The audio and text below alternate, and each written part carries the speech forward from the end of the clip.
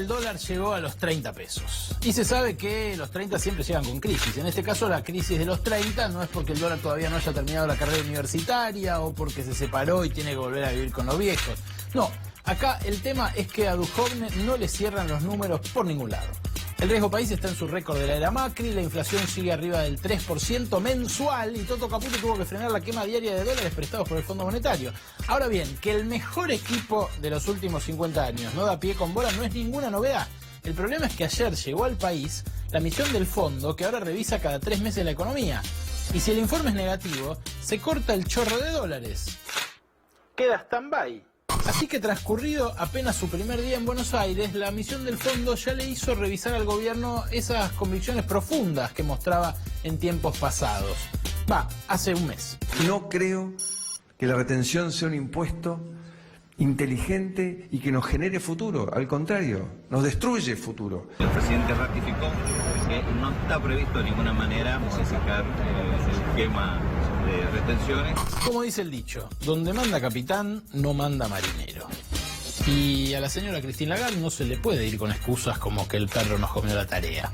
Hay que hacerle caso por más que el sojero llore y patalee en este caso.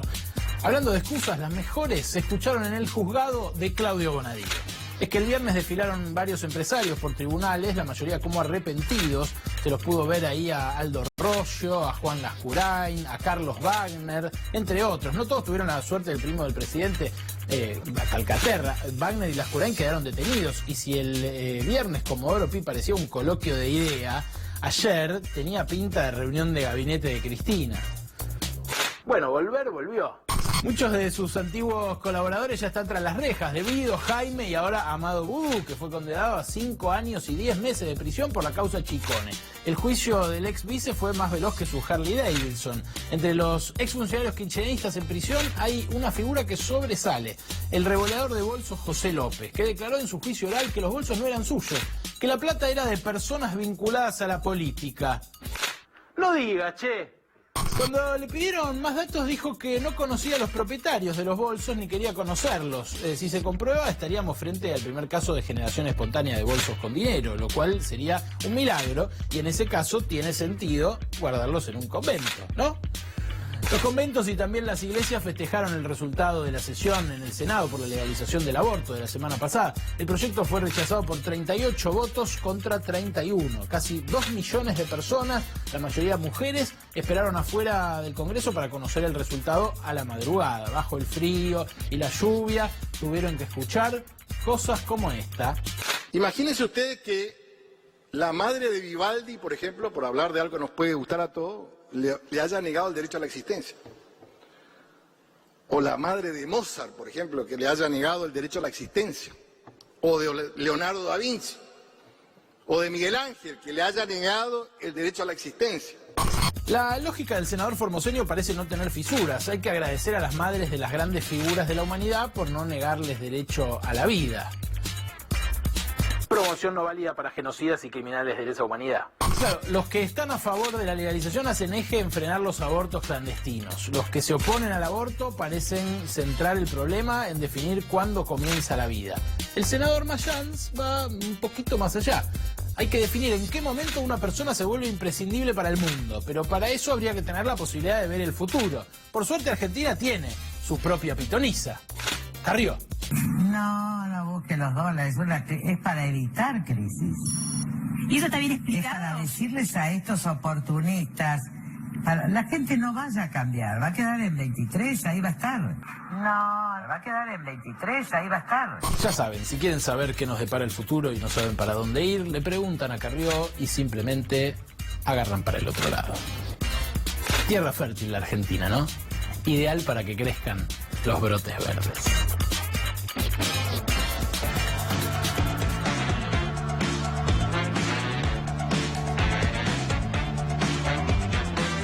Bienvenidas, bienvenidos, buenas noches, gracias por sintonizar Brotes Verdes.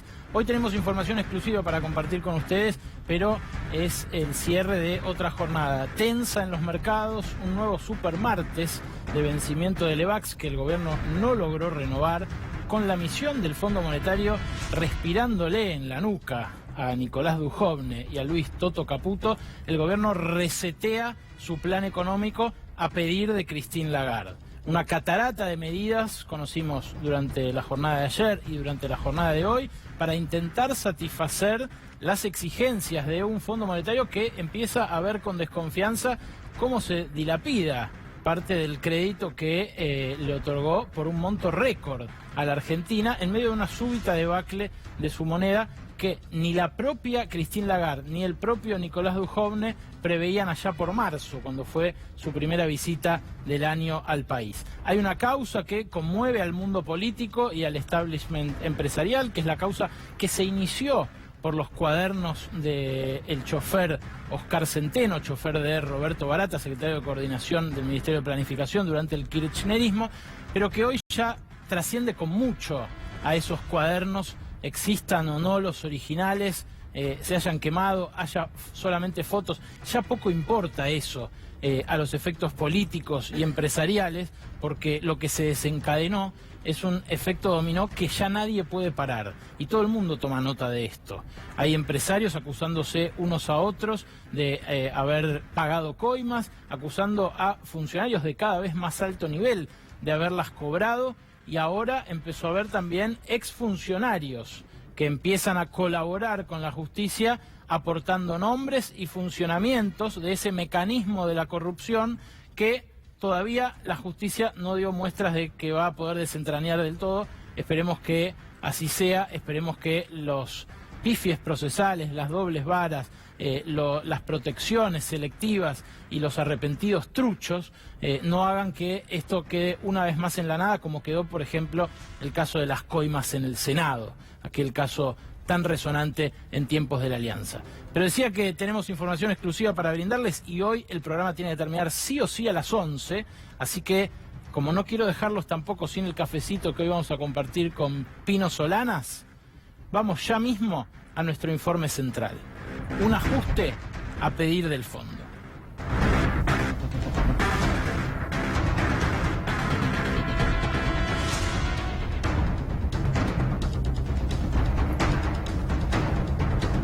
Tranquilos, dijo hoy el presidente cuando entró a la Casa Rosada cerca del mediodía y el dólar, bueno, ya empezaba a mostrar señales de que no iba a bajar de los 30 pesos arriba de los cuales se estacionó ayer. Tranquilos, no pasa nada, dijo el presidente. Y lo que pasa es que no solamente sube el dólar, sino que el gobierno hoy anunció un paquete de medidas de ajuste que ya salió a criticar la Unión Industrial Argentina porque afecta a las economías regionales severamente al restringir los reintegros a la exportación, que es un aliciente para exportar con valor agregado. Son reintegros que son más altos en la medida en la que más se industrializa un producto en la Argentina, pero también debió retroceder sobre sus pasos el gobierno y hacerle caso a lo que el Fondo Monetario había dicho.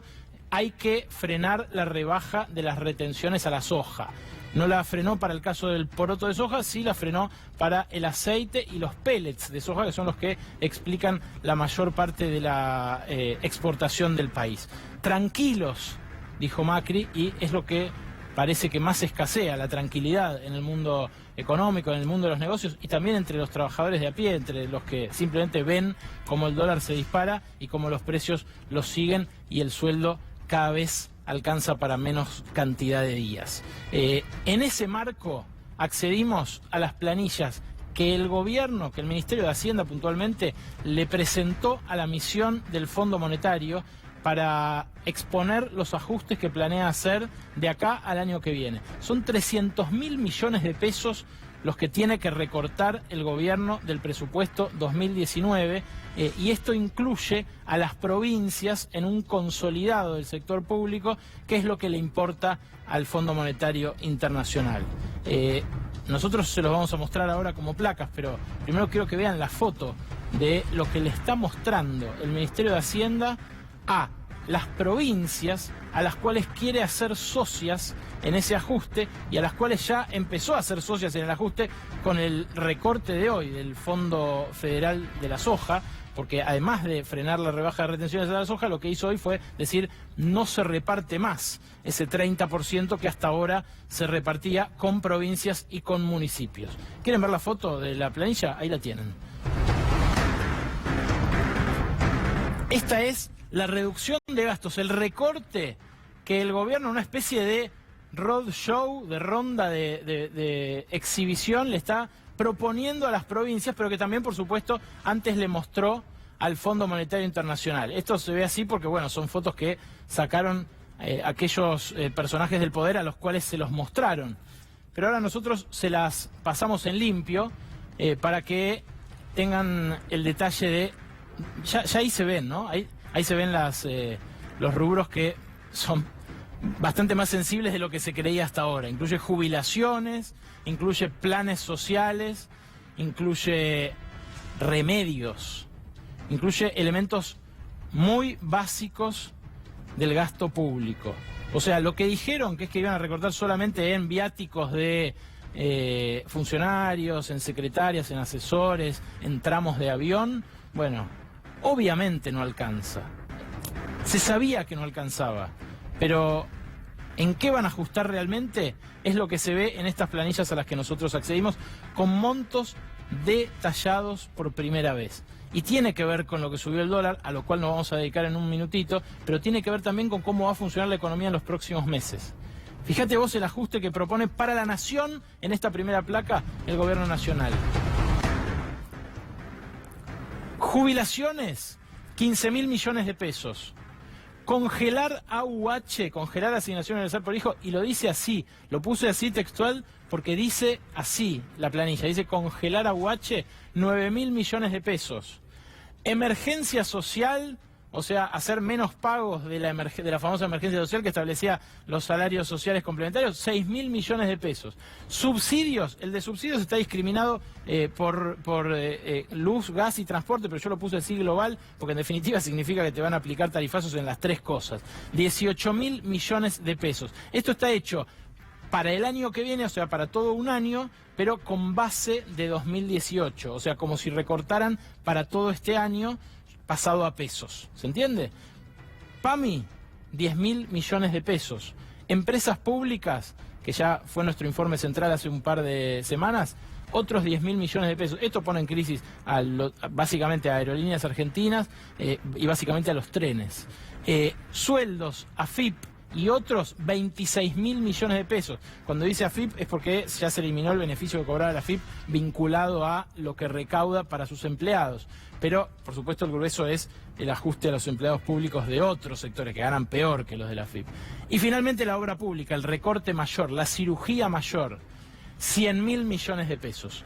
La Nación así va a poner este esfuerzo fiscal, 194.000 millones de pesos. Pero le dice a las provincias, vean, este es nuestro esfuerzo para que ustedes se sumen y ustedes también hagan un recortazo a pedir del Fondo Monetario para que cierre el compromiso de déficit fiscal planteado en el acuerdo stand-by. Y lo que le dice a las provincias es que tiene que elegir. Por eso decimos que es un menú a la carta del Fondo Monetario. Les muestran a los gobernadores una serie de recortes que ellos tienen que priorizar y que en función de lo que decida la mayoría se va a terminar recortando. ¿Quieren ver cuáles? Ahí los tenemos, en la siguiente placa. Estos no suman 100.000 millones, suman más. Pero lo que les dicen a los gobernadores es que tienen que sumar 100.000. Ustedes elijan. Hay un par de rubros que no pusimos los más sensibles. Traspaso de planes sociales, o sea, que deje de hacerse cargo la nación de los programas de asistencia social y que pasen a hacerlo las provincias. Recordemos, las provincias están quebradas y hiperendeudadas en los últimos años en dólares, porque justamente como ganaron acceso a los mercados internacionales, hicieron como la nación, se hiperendeudaron y ahora tienen que pagar esas consecuencias. El Fondo de la Soja, que ya hoy, estas planillas yo las recibí a primera hora de hoy. Justo en simultáneo se conocía la noticia de que eliminaban el Fondo de la Soja. lo cual sirvió también como doble chequeo, pues quiere decir que están avanzando en esta ruta, claramente. Lo que pasa es que el resto no lo anunciaron todavía, lo estás conociendo ahora, vos que estás mirando Brotes Verdes, porque es lo que le están mostrando ya a un círculo rojo del poder, a gobernadores, a algunos poquitos empresarios y a la misión del fondo que llegó ayer a la Argentina. Decía, el fondo de la soja, 25.000 millones de pesos, ya se anunció su eliminación para el año que viene. Subsidios al transporte, que el gobierno gira a las provincias para que cobren un poco más baratos sus boletos, le dijeron que le ofrecen recortarlos a la mitad, y eso son 22.000 millones de pesos más. El fondo de incentivo docente, que hoy es la parte que la nación paga para que las provincias puedan afrontar más o menos la paritaria docente, son 20.000 millones de pesos que le dijeron también pueden elegir sacarlos del mapa. El FONAVI, Fondo Nacional de la Vivienda, 18.000 millones de pesos. Remedios y vacunas, que la nación gira a los planes provinciales, son otros 9.000 millones de pesos. Y seguridad alimentaria, fíjate vos hasta dónde puede llegar el ajuste. Y cómo hoy el presidente de la Unión Industrial dijo algo que, con todo respeto a todos los contadores que nos están mirando, que deben ser un montón, decía, esto es un recorte de contadores, como diciendo, esto es algo que se hizo solo pensando en hacer cerrar ese balance, en la planilla. No hay ningún criterio político, ningún criterio económico. ¿Y a quién se le puede ocurrir, cuando la UCA acaba de decir que la pobreza subió de 29 a 33% de la población, recortar los fondos de seguridad alimentaria? ¿A quién se le puede ocurrir recortar eso? Bueno, se le ocurrió al Fondo Monetario en Grecia y se le ocurre ahora al Fondo Monetario en la Argentina. Son las dos planillas a las cuales accedimos en exclusiva y queríamos arrancar mostrándoles, pero son seguramente noticias que vayan a conocer en los próximos días, en la prensa, en los próximos días, en la medida en la que el gobierno haga esos anuncios. Hoy el tema para la gente de a pie, para los que siguen la economía, fue el dólar, que volvió a cotizar arriba de los 30 pesos. Dólar imparable, 30 pesos con 42. Es lo que cerró hoy en el mercado cambiario, esto para la venta, por supuesto. Y la gran pregunta, ¿esto es una consecuencia de la tormenta global o es algo que pasa en Argentina? O, reformulado de alguna manera, esto que nos pasó hoy y que nos pasó ayer, ¿es culpa de la crisis turca? ¿Ustedes han visto alguna vez una de las novelas turcas estas de moda que se pasaron en los últimos años en la Argentina? Que tienen tanto éxito por todos lados. ¿Qué culpa tiene Fatmagul? Era una de ellas.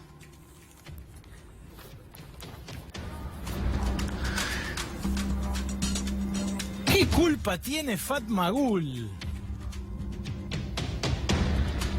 ¿Es una turbulencia global o es mala praxis argentina? ¿Qué es lo que hace que el dólar no pare de subir en la Argentina? ¿Será realmente la desconfianza por todos los mercados emergentes o hay desconfianza especialmente respecto de Mauricio Macri? Mirá, seleccionamos las monedas más negociadas en el mundo de los países emergentes en lo que va de este año. Y tenemos para mostrarte la evolución de todas ellas. La única a la que le fue peor es a la lira turca, que entre el viernes y hoy anotó una devaluación que la puso arriba del peso argentino. Fíjate, en esta placa se ve claramente. La lira turca vio subir el dólar un 85%. En Turquía hay una crisis, fíjense cómo en los últimos días se da un pico. Se había ido de 4 a 5 y algo, y entre el jueves, viernes de la semana pasada y hoy llegó a casi 7 liras el dólar. obviamente eso es lo que hizo que supere al peso argentino. Pero nosotros no le vamos muy lejos, mirá lo que subió en lo que va del año el peso argentino. Ahí lo vas a tener, es casi 60%. Si contás en rigor el cierre de hoy y lo haces más estricto, es el 60% clavado. Pero en cualquier caso es muchísimo más que el que le sigue, que es, por ejemplo, el rand sudafricano. ¿Mirá cuánto subió el rand sudafricano? Que vos dirías, un país de tamaño parecido a la Argentina, una moneda que tampoco tiene gran significancia global, pero que ha capeado bastante bien anteriores temporales. El dólar ahí subió nada más 14%. ¿Querés ver cuánto subió el dólar en Brasil? Digo, para comparar, el vecino más cercano. 20%. Acá, repito, 60% subió el dólar desde el principio de año. Si tomás inicios de diciembre, cuando estaba 17, ya estamos casi en el 100% de incremento. Y en Brasil, 20%. Van a estar caras las playas brasileñas en enero si la cosa sigue así, ¿eh? Porque en Brasil hay 3 años de recesión, hay lío, no se sabe quién va a ser el presidente, pero la moneda sufre mucho menos que la Argentina. ¿Qué más tenemos? El rublo ruso. Mirá, un país que a cada rato está en escarceos con Estados Unidos, con Trump. 19% subió el dólar en Rusia. La rupia india. Mirá, en los últimos días se decía que podía ser otra fuente de distrés financiero para el mundo. 11% subió el dólar en India. Acá 60%. Y finalmente el sol peruano, para comparar con otro vecino, 2% subió el dólar en Perú. Sí, mostremos de vuelta el peso argentino. 60%, 57% es lo que subió el dólar frente al peso argentino en lo que va de este año. Es evidentemente algo que distingue a la Argentina de los demás países emergentes. No es una turbulencia global. ¿Hubo una tormenta en el mundo? Sí, hubo una tormenta en el mundo. Pero ¿saben qué fue lo que pasó? Nosotros salimos a esa tormenta sin paraguas, sin piloto, sin botas y yo hasta diría sin pantalones también. El gobierno levantó todas las restricciones al flujo de capitales golondrina, levantó todas las restricciones a la permanencia de los capitales golondrina en el país, a qué activos financieros podían comprar, levantó también la obligación de los exportadores de liquidar las divisas que generan en la Argentina. No es que alargó el plazo, porque antes era muy corto y les imposibilitaba financiarse y complicaba la operatoria. Lo eliminó. Si uno exporta desde la Argentina puede elegir nunca traer esos dólares al país y claro, dejarlos en algún offshore. Bueno, eso genera un déficit de cuenta corriente, o sea, una cantidad de dólares que la Argentina necesita para pagar sus importaciones, para pagar su deuda externa, sus intereses de deuda externa y para pagar también su turismo, sus servicios, lo que le compra el resto del mundo, necesita dólares todo el tiempo. El único país que necesita más dólares en proporción a su PBI que la Argentina es Turquía. Bueno, Turquía el viernes sufrió esa disparada que ustedes acaban de ver de la lira, que llevó al acumulado del año a 85%. ¿Saben qué tuvo que hacer ayer Erdogan, el premier indio? Tuvo que anunciar restricciones a la compra de dólares, un control de cambios, o como se lo llamó acá mientras rigió, un cepo cambiario. ¿Cuál es la alternativa que tenía Erdogan? Acudir a un nuevo crédito del Fondo Monetario Internacional. Eligió no hacerlo, como el cuento de Bartleby. No sé si a esta altura hizo mejor Macri al darle el cogobierno a Christine Lagarde de la economía argentina. Ustedes lo definirán con su propio criterio. Lo que les quiero mostrar es que estas tensiones de cuenta corriente, las tensiones de la falta de dólares en la Argentina son las que siempre históricamente han generado las crisis, pero en otros lugares del mundo también. Turquía, al igual que nosotros, hace muy buenas novelas. Turquía también, al igual que nosotros, tiene una tendencia a gastar más dólares de los que genera. Pero Turquía, a diferencia de nosotros, tiene un rol geopolítico clave. Está en un lugar estratégico entre Europa y Medio Oriente. Nosotros no. A nosotros nos pueden dejar caer mucho más tranquilamente. El otro tema que les dije que íbamos a tratar hoy es el mecanismo de la corrupción que sacude al establishment político y empresario.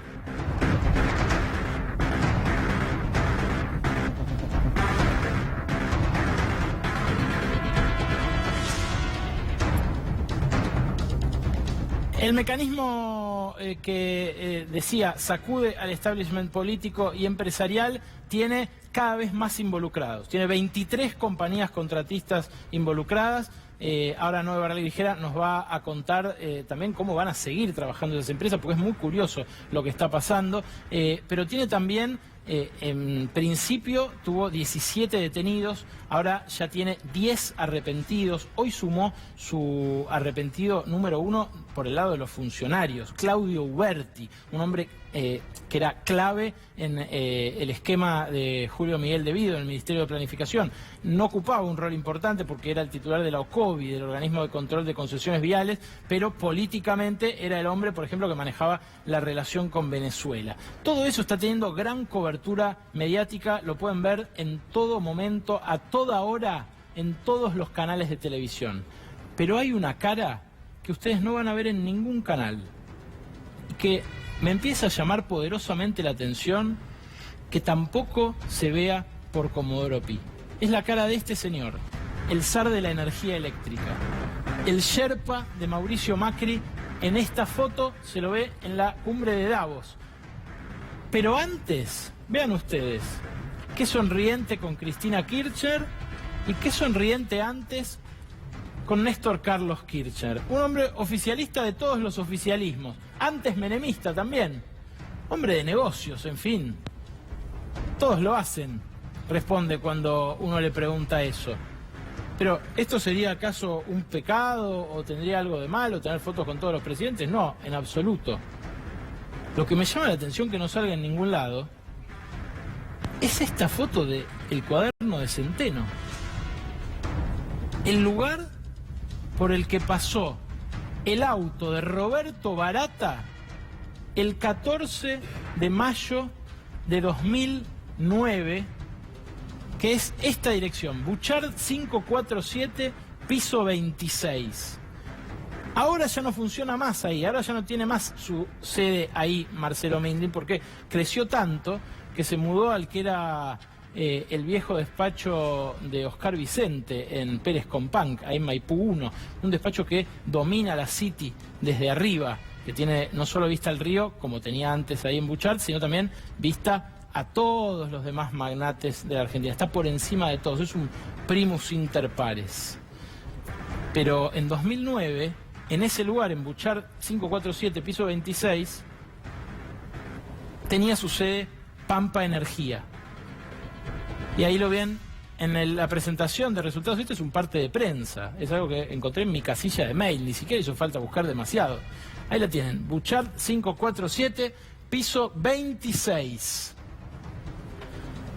Esto tiene fecha 12 de mayo de 2009, ahí lo vieron ustedes recién. O sea que, efectivamente, en ese momento en el que pasó Centeno con Barata por allí, esto es de fecha 12 de mayo de 2009, y el cuaderno tiene fecha 14 de mayo de 2009. La dirección es la misma, Buchard 547, piso 26.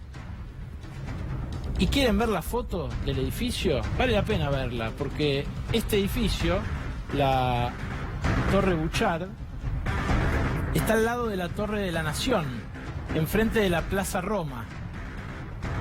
Y en torno a esa plaza, a la Plaza Roma, la que está en la esquina del Luna Park, había muchos, pero muchos empresarios de la patria contratista. El blindaje hacia este hombre es inexplicable, inexplicable. Hay algunos empresarios a los que los trataron mejor, como al primo del presidente, algunos empresarios a los que les dieron el estatus de arrepentido y a otros no. Bueno, a este hombre ni siquiera lo nombran en los medios, ni siquiera lo llamó para preguntarle el fiscal Stornelli qué hace la dirección de su oficina en uno de los cuadernos. ¿Será por esta foto? ¿Será porque le compró la constructora al primo de Mauricio Macri, a Ángelo Calcaterra?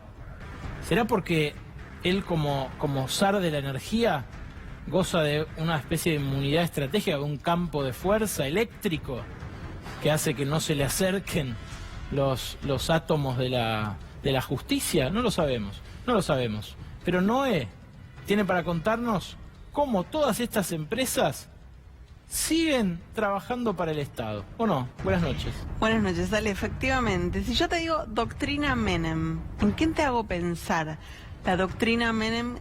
La de que no pueden ir presos los senadores o los legisladores en general que no tengan una condena. Condena firme, efectivamente, que es la que están aplicando en este momento en el peronismo para el desafuero de Cristina Fernández de Kirchner, desafuero que Bonadío pidió en diciembre por otra causa y que probablemente vuelva a pedir ahora. Bueno, esta doctrina Menem... Claro, se llama doctrina Menem porque como Menem tiene condena pero apelada, exacto, no lo desafueran y no va preso. Exacto, sin confirmar por la Corte Suprema. Bueno, esta doctrina Menem de si no hay condena, no hay castigo, el gobierno la quiere aplicar a las empresas de obra pública que están implicadas en la causa de los cuadernos. Son más de 20 empresas las que aparecen hasta ahora nombradas en la causa. Carlos Wagner les hizo un favorazo a un montón de ellas que no aparecían en los cuadernos de Centeno y sin embargo fueron implicadas por el expresidente de la Cámara de la Construcción. Las nombró a todas. Las nombró a todas. Bueno, muchas de ellas con contratos hoy vigentes con el Estado Nacional que van a poder seguir operando. Vamos a ver en esta primera placa algunas de las principales de estas más de 20 empresas que están implicadas en los cuadernos. Bueno, esta placa no es, son algunas de las empresas más conocidas de la Argentina. Esuco, la de Carlos Wagner justamente, y Exa, que era de Ángelo Calcaterra, ahora vendida a Mindlin, Corporación América, IMSA, Albanesi, Techint, Rogio. Todas ellas van a poder seguir contratando con el Estado. ¿Por qué? Porque el gobierno, Marcos Peña, Guillermo Dietrich, Javier Iguacel, lo que dicen es, hasta que no haya condena firme, no va a haber castigo, no va a haber rescisión de contratos, no va a haber revisión, no va a haber multa. Hasta que no haya condena firme, no va a haber multa tampoco. Ahora, son empresas que están reconociendo en fila ante un fiscal y un juez haber pagado coimas, porque al principio decían que las extorsionaban y qué sé yo. Ahora Wagner lo que dijo es que había un sistema a través del cual el primer adelanto para empezar una obra volvía a los funcionarios en guita y que ellos después trabajaban con el IVA que no liquidaban. Que no le pagaban a la AFIP. Bueno, efectivamente, lo único que anunció el gobierno hasta ahora es una investigación de AFIP por ese dinero que evidentemente estaba en negro y por esas deudas. Nada más. Ni multa, ni rescisión, ni revisión de contratos. Pero además hay otro capítulo, porque algunas de estas empresas son adjudicatarias de contratos de PPP, estos contratos de participación público-privada con los que el gobierno quiere suplantar de alguna manera el recorte en obra pública que va a incluir el presupuesto del año que viene. Vamos a ver 3 de las empresas implicadas en los cuadernos, que son Vialagro, Cartelone y Helport, que tienen adjudicaciones de contratos de PPP que tampoco van a ser revisados. Pero a esto hay que sumarle un inconveniente adicional. ¿Por qué? Porque ya venía siendo conflictivo para estas empresas conseguir el financiamiento que tienen que conseguir un año después de haber sido adjudicatarias de estos contratos. Claro, a muchas se les está complicando por la misma razón por la cual el gobierno no puede tomar deuda en el exterior. Esta suba a un récord del riesgo país se aplica al Estado, pero también se aplica a las empresas. Bueno, imagínate ahora apareciendo nombradas en los cuadernos, apareciendo nombradas en el testimonio de Carlos Wagner, lo difícil que va a ser conseguir para estas empresas el financiamiento que necesitan para hacer frente a esas obras que veíamos ahí en la placa, que ya tienen adjudicadas corredores viales en varias rutas nacionales. ¿Querés ver, Noé, un videíto? Son unos segundos nada más, pero míralo. Guillermo Dietrich, apenas asumido a fines de 2015, o sea, apenas ganadas las elecciones, digamos, entre el momento en el que ganaban las elecciones y asumían, hablando ante la Cámara de la Construcción, el cenáculo ante el cual siempre los presidentes acudieron a hablar y ante el cual siempre Macri también acudió a hablar. Fíjate en qué términos y con qué curiosa invitación a denunciar qué. Y acá no existe que venga David de arriba, de abajo, de costado. Yo soy el responsable de esta área. Si a alguno de ustedes alguien le va a pedir algo, viene y me lo dice a mí. Y si actúa sin decírmelo, ustedes son los responsables. Porque yo, como hice en la ciudad, interactué con muchos de ustedes, algunos me conocen. Voy a estar personalmente comprometido con esto. Bien, ahí lo tienen, ¿no? A Guillermo Dietrich diciéndoles a los empresarios, díganmelo a mí, denúncienlo ante mí, vengan y me lo dicen a mí, no a Comodoro Pi o a la justicia. ¿Cómo habrá sido esa relación durante estos 2 años mientras el gobierno ya sabía, porque estaba antes del otro lado del mostrador, como contratista, como constructor? ¿Cómo habrá sido esa relación? ¿Cómo habrán conseguido que los empresarios vayan y se autoincriminen de la manera en la que se están autoincriminando ahora? Me da la sensación de que con el correr de las semanas lo vamos a empezar a saber bien. Pero les prometimos un cafecito con el senador que más aplausos arrancó, por lo menos en la plaza enfrente del Congreso, el miércoles pasado, y lo tenemos. El cafecito de hoy es con Fernando Pino Solanas.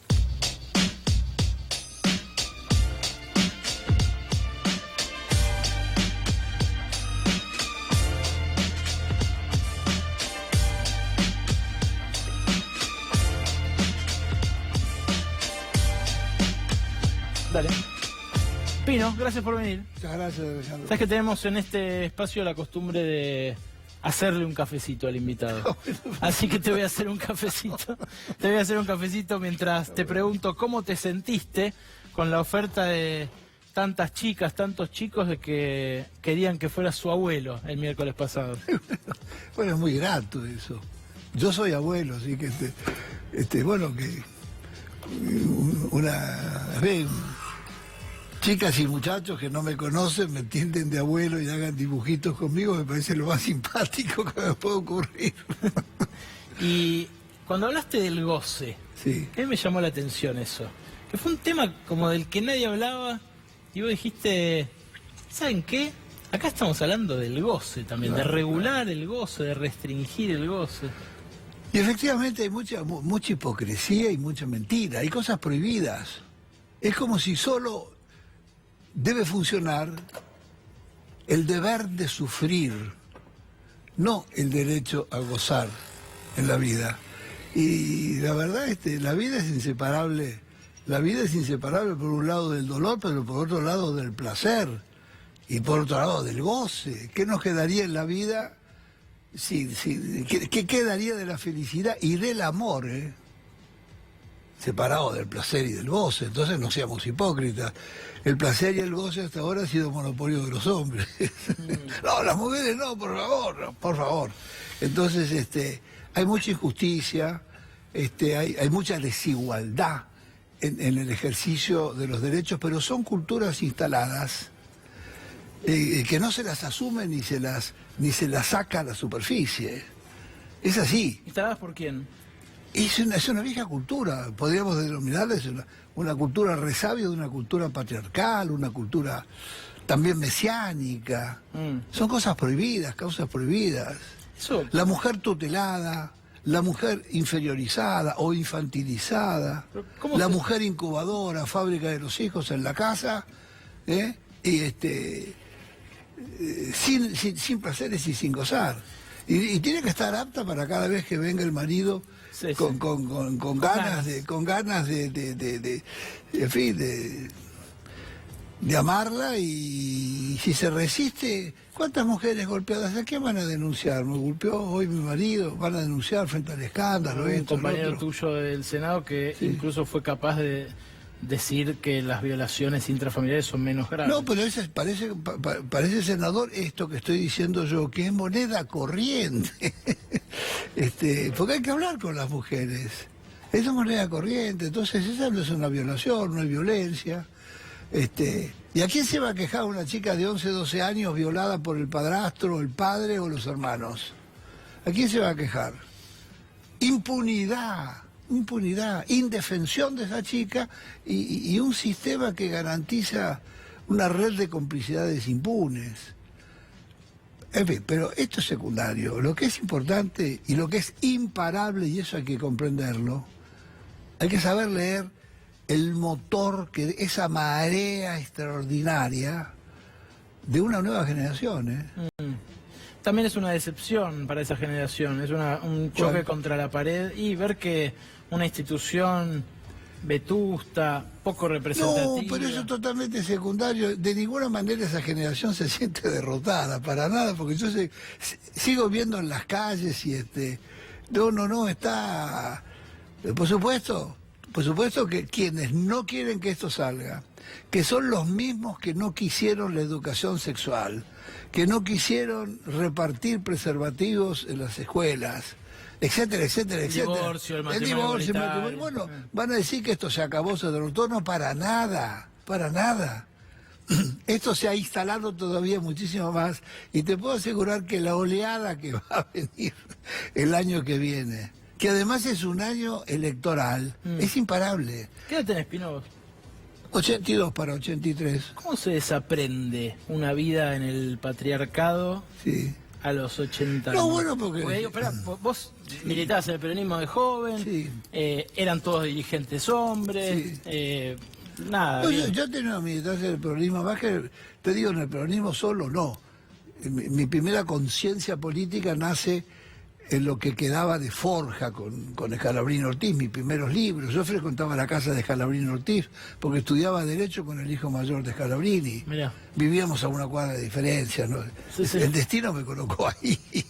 Entonces, no, yo vengo de esa rama y por eso tengo un ojo, tengo memoria desde aquellas épocas, te hablo del 56, 57, 58, y mi primer trabajo público fue ser secretario privado del ingeniero Julio Becanesa, que es el presidente y fundador de Gas del Estado. Por eso digo, pero en esa época era impensable que una mujer dijera que el trabajo hogareño no estaba remunerado, y que era una injusticia que cobren menos. Yo, por otra parte, mi propia profesión como director, yo he militado en el campo de la cultura, es decir, que es un campo generalmente más abierto, ¿me entiendes? Eso. Y es eso. Entonces, es el arte. Es el arte en general, es la cultura, he viajado mucho y entonces las causas nacionales y las causas democratizadoras culturales, eso está presente en todas mis películas, escritos y posiciones, y además yo lo he sufrido en carne propia. ¿Por qué? Y porque cada uno, yo he tenido una vida... se la agradezco porque todavía estoy acá, te la estoy contando, porque he escapado del mordisco artero muchas veces. Me persiguieron varias veces con ganas de matarme y en democracia me pusieron 6 tiros.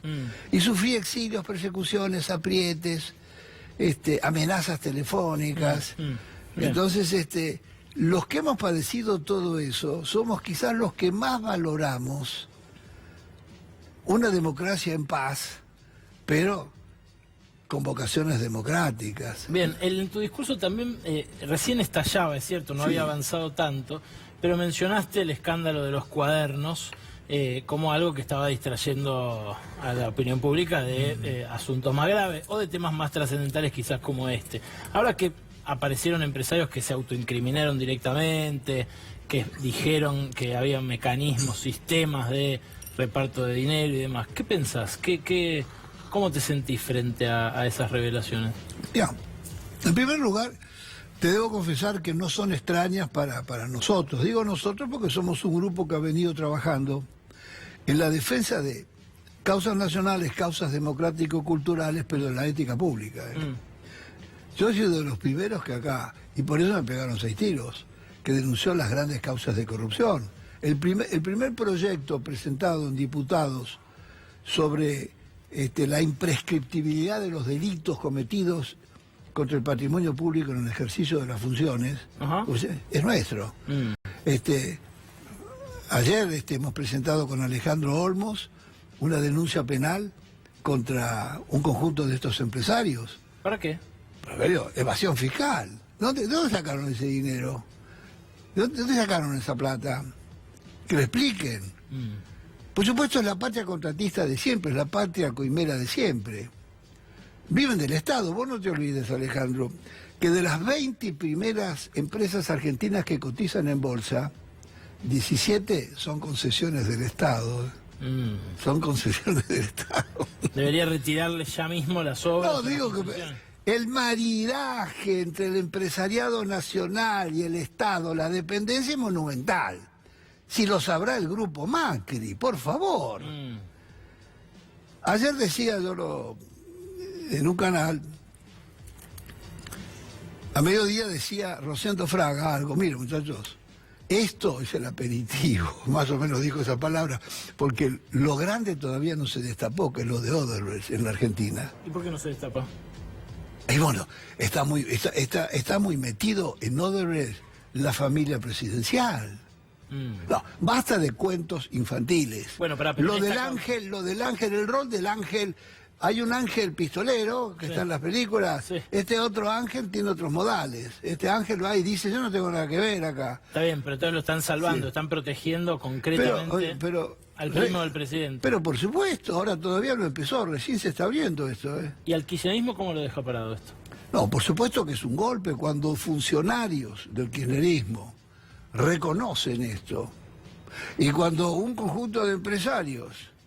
Esta es la caja de Pandora de los cuadernos. Uno puede discutir, no, es una copia, esto, lo otro, bueno, pero después hay una serie de empresarios que apretados por los cuadernos reconocen la estructura de el sobreprecio de la obra pública. Y la obra pública ha venido financiando buena parte de la política. Se me fue el programa, pero quiero preguntarte, ¿cómo termina esta historia para vos? Si lo supiera, querido, no se lo supiera. Para vos, una presunción. No, ¿termina desentrañándose el sistema de corrupción más viejo de Argentina? Yo no sé dónde lo van a cortar. Nosotros denunciamos a Eduardo Arribas porque Eduardo Arribas presentó... ¿Se acuerdan estos $800.000 que cobró Eduardo Arribas en Brasil? ¿No es cierto? Canicova Corral cerró en el mismo día la causa. Presentamos nosotros y en el mismo día la cerró sin haber investigado y sin ninguna prueba. Y el recibo que Eduardo Arribas presentó es falso, re falso. Entonces puede ser otro fiasco. No, pero se va a abrir, eso se tiene que abrir, efectivamente. Los esfuerzos de Angelici y compañía para parar a las fieras en la justicia o a los que se le escapan de su control va a ser bravo. Gracias, Pino, por venir a Brotes Verdes. Muchas gracias, Alejandro. Quédate que cerramos en un instante con alguito más de Brotes Verdes.